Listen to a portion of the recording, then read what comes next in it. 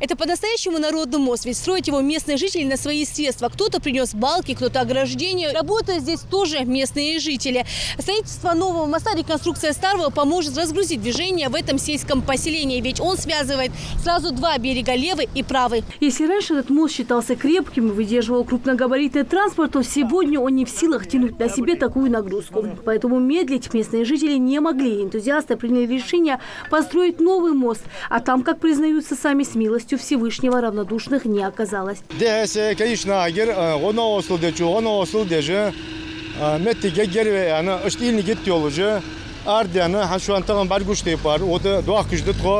Где-то в середине марта в данный момент времени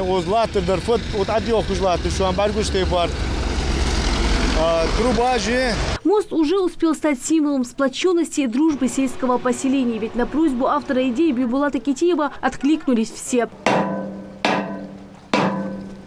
Необходимым материалом помогли мэрназани, работники кирпичного завода «Яндари», глава сельского поселения, руководители автодора и многие другие. Уже сейчас сделано много. Залит фундамент и выстроен каркас будущей переправы.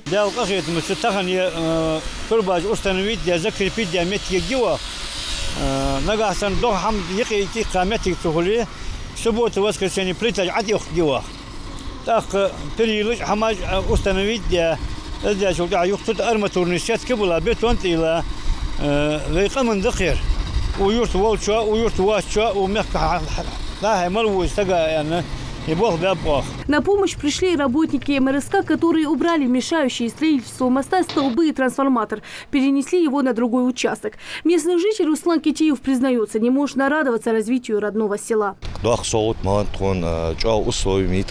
данное время поток машин уже мост старер.